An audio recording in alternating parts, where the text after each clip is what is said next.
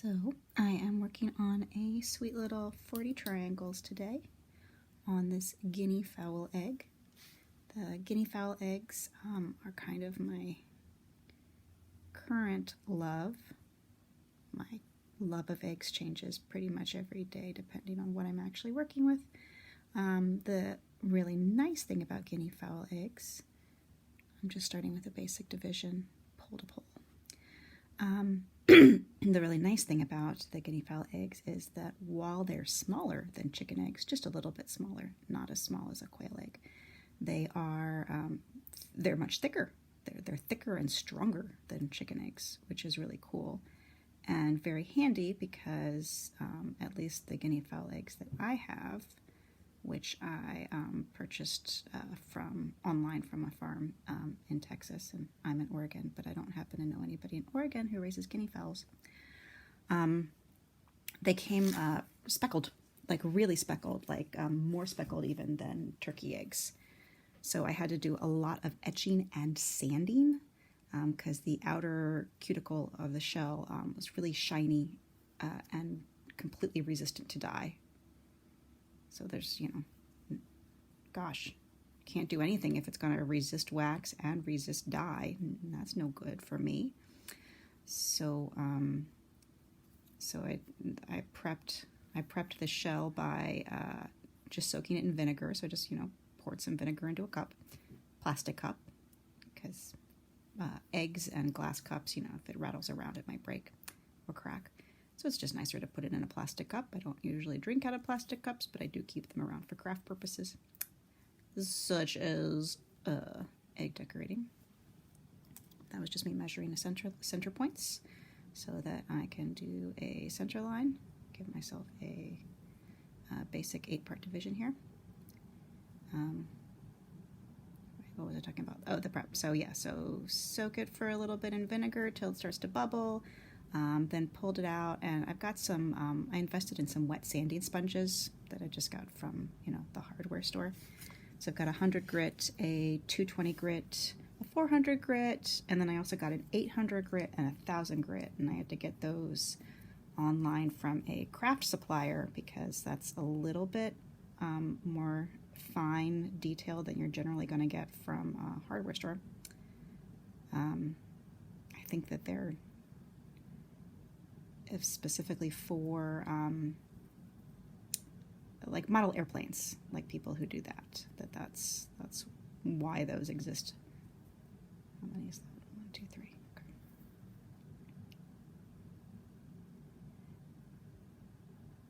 And I also use those same wet sanding sponges on goose eggs.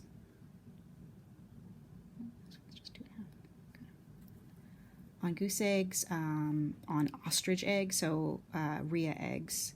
So ostrich and rhea eggs, it's super important to get that outer shiny cuticle off. Well, it's not super important. You can do it without. It just means you're going to have to really let it sit in your first dye for a very, very long time. Otherwise, the dye won't take, and the wax lines are more likely to pop off if you have that super smooth, shiny outer surface on an egg, because it just repels your wax, and that's no good. Nobody likes it when you repel your wax. So what I'm doing here is evenly dividing each of the sections. You can also do this, you eyeball it. You certainly don't have to measure. This is just a strip of grid paper. Right. Oh, to do those divisions too. So many triangles. It's the whole thing about the 40 triangles.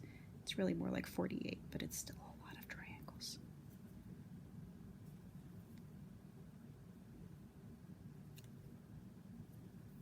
Measure, measure, measure, measure, measure, measure, measure.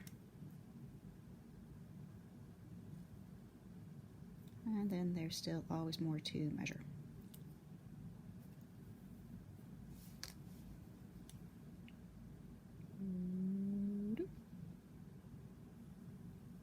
And honestly, you can also go old school and not do any measurements and just dive right in with your wax if you really want to get to it.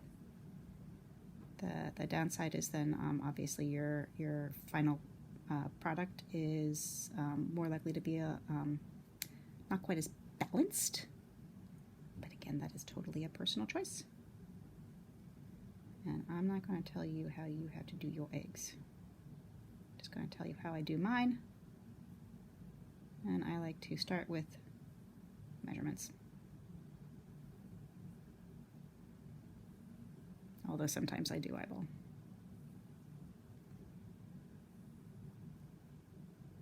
And then, gosh, why am I even drawing these lines on? Because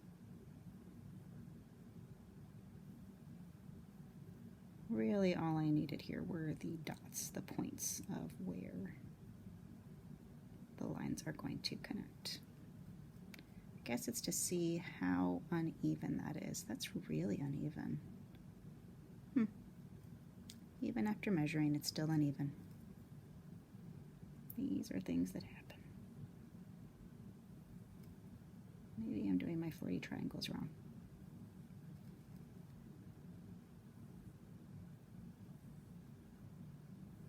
Yeah, that just looks unbalanced. Huh. Let's make them a little shorter. Shall we? Just going to tighten it down a little bit.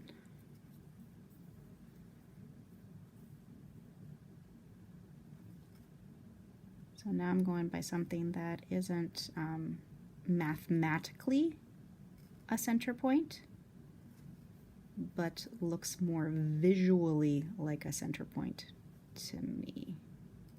Those are two different things, the mathematical points and the visual points. Because eggs are not round and they're not flat.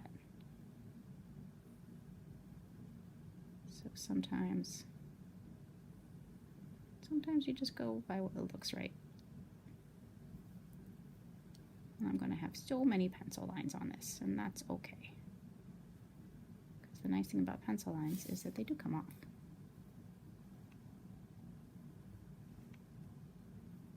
They come off at the end when you erase your wax. Easy peasy lemon squeezy. There we go, that's a little better. Okay. Yeah, because you want to give it a little bit of... Yeah, that's better. Good, good.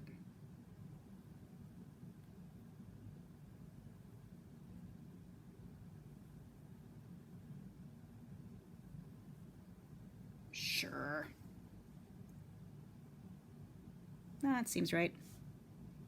Probably can't even see it on the video. My pencil lines are so delicate. They're nice and light. And that's a good thing.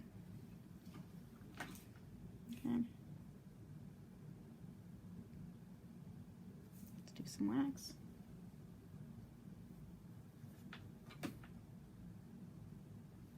Ooh. Gummed up. Let's clean it out.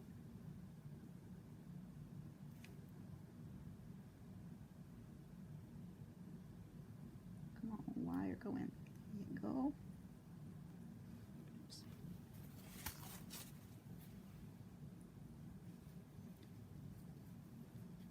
Cleaning wires are a great thing to have on hand. I have some little magnets stuck to the side of my outlight, and I just keep my cleaning wires there so that I don't lose them. That's better. Good. Okay. Now let's get to lining.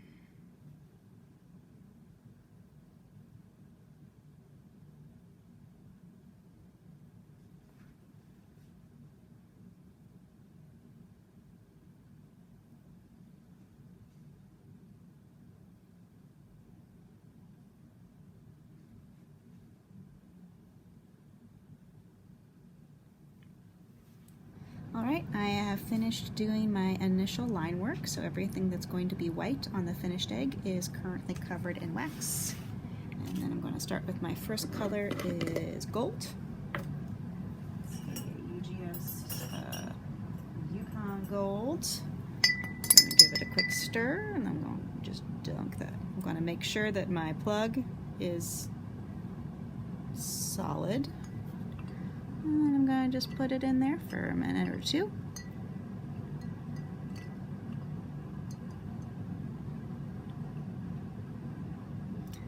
And one of the fun chemically things about eggs and dyes is that most of the dyes that we use are acid activated. And there's a few exceptions. Gold, pink, sometimes orange, usually don't have vinegar in them.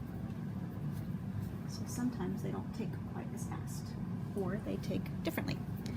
But what you can always do is, if you're not getting the gold you like, is you can put it first in yellow, a yellow that is vinegar based or that is acid based, and do that first and then put it in the gold. But you know what? For this design, I'm okay with my gold being a little less brown. So there's two different guinea fowl eggs. Probably looks pretty similar, especially with this paper towel in the background. Let's get the paper towel out of the way. Just dab it dry. Pat, pat, pat, pat, pat. We don't rub, we just pat. Okie dokie. So now we can show the difference between these two different guinea fowl eggs that both have the initial white lines waxed on. Actually, this one has the gold also. And they're both in gold. I think this one had yellow first. Yes, this one had yellow first, and now it's gold. And this one just went straight into the gold. Now I'm going to have to wait for it to dry for a minute, and then I will wax on yellow. All right, we've got our egg that is nice and golden and dry, and it's ready to start doing some details. I'm going to start with I'm going to do some little flowers here with some nice messy dots.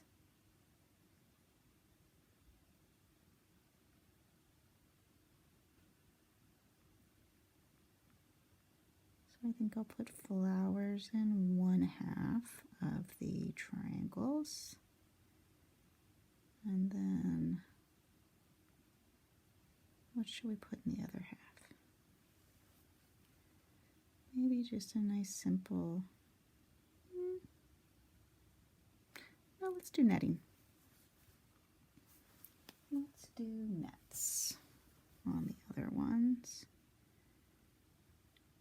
So that'll be another triangle within a triangle.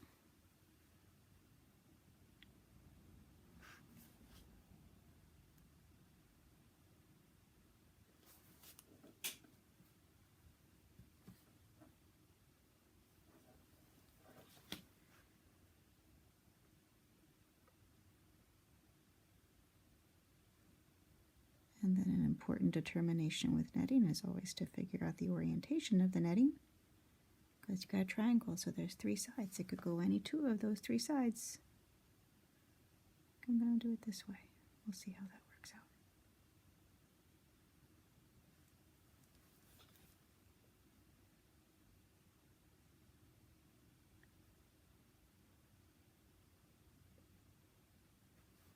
And it might change.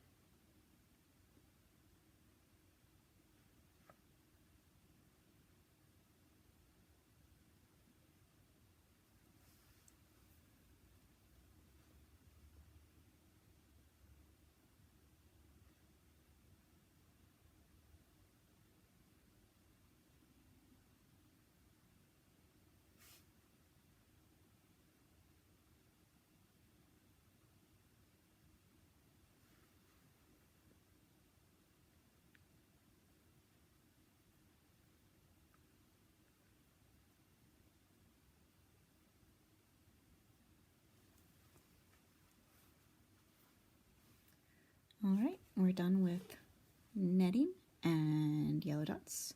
So now we're going to move on to the next color progression, which is going to be, let's see, sweetgrass, which is very much like a, ooh, that is, there we go, sweetgrass.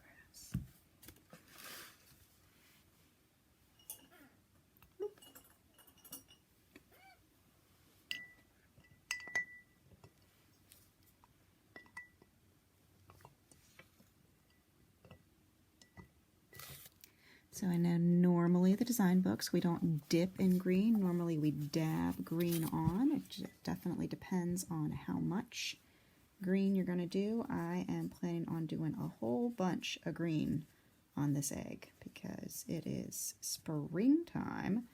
Therefore, I went ahead and I dunked it in. Also, I know that I'm going to be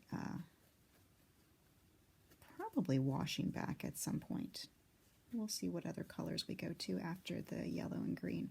Because then I want to finish with probably some blue. I don't know. Ooh, maybe I'll do just yellow and green and then purple. What do we think? That'll probably work out. Okay. All right. So now we have sweetgrass. Dunkity dunk, dunk, dunk, dunk, dunk. And that is going to need to dry off before I do some dots and leaves.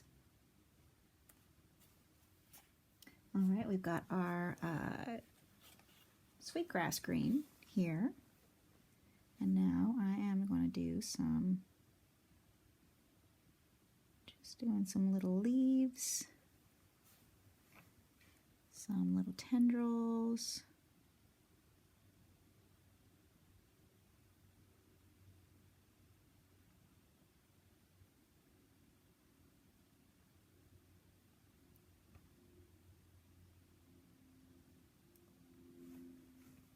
Inside these triangles.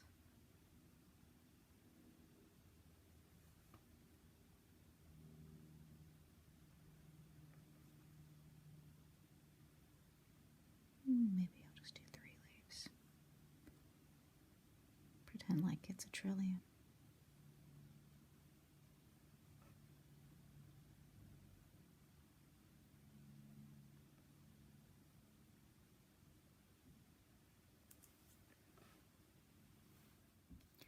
So I've got some leaves here outlined in a fairly pale green. So I'm going to do a slightly darker green and fill in. So normally I would paint this on, but again, given that there's so ding-dang much of it, I'm going to go ahead and just dunk the egg in this Laurentian green.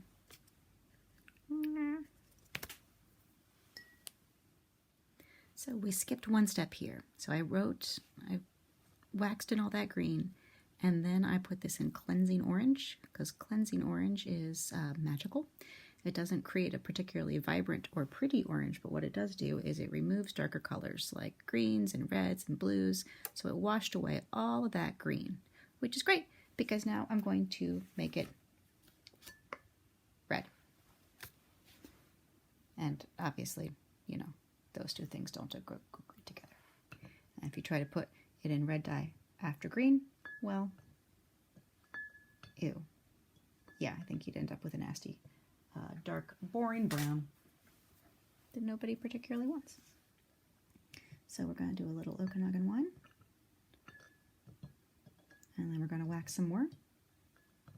And then we'll see where we go from there. All right, we are now dyed Okanagan wine. So we are ready to cover over the flowers. Well, to cover over anything that is going to stay this beautiful wine color. And I haven't yet decided what all is going to stay that wine color. Definitely the flowers. And then I am not sure in the other netting triangles. Like I'd like to bring some of, it's such a pretty color. So I'd like to bring some of that in there, and I'm not sure if I should do it on the inside or the outside. So I might do that just half and half. A little dealer's choice.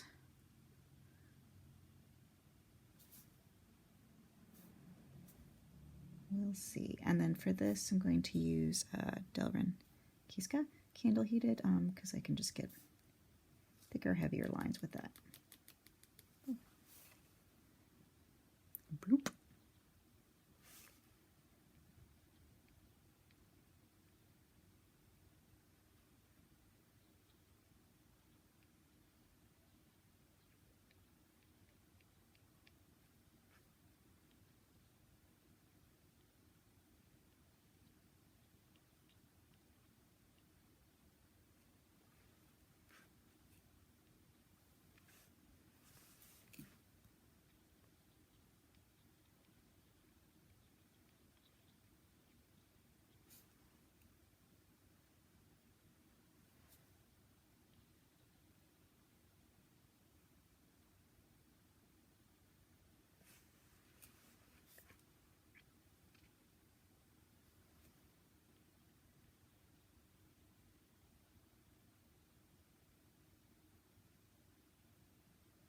And right now I'm kind of wishing that I had made the dots of these flowers white instead of yellow.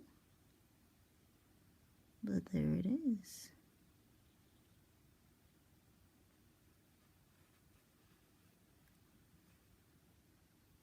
Maybe I'll leave one with no red.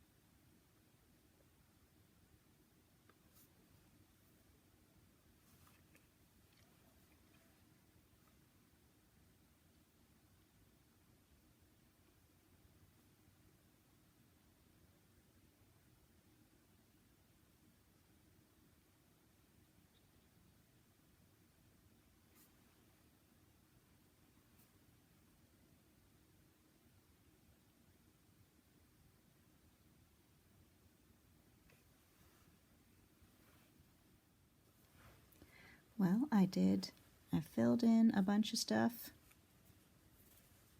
in Okanagan wine, and then I went ahead and I dipped it straight into Huron blue, and I actually like the blue color. I think that blue color is just fine. So now I'm going to let it dry a little bit, and then I will de-wax it, and then it'll be done. So we're almost there. We finished the majority of it. Oh, and before I de-wax it, I'm going to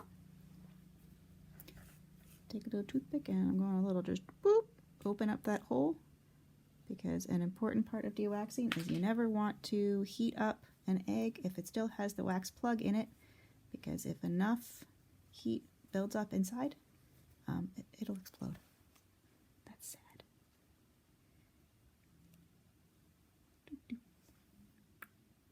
All right, it's time to do some unwaxing. I'm going to start with a little bit of oil. Just a little bit of olive oil.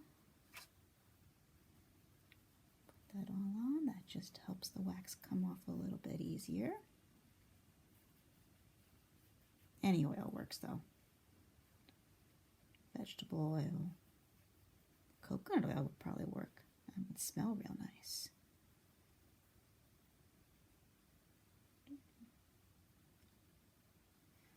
And I don't know how to turn the volume off,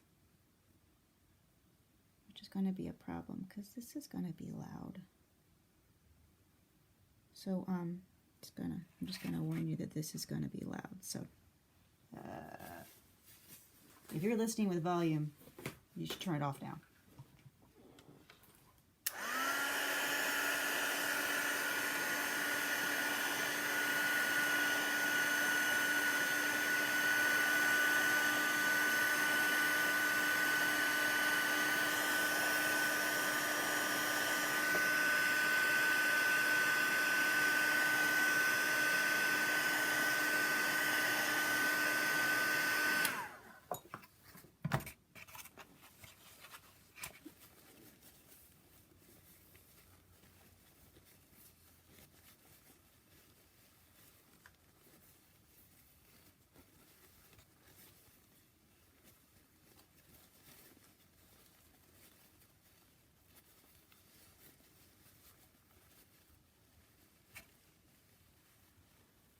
All right. Well, there's our finished egg. So there's some different things going on there. Some panels are a little different than others, but overall, that's what we've got.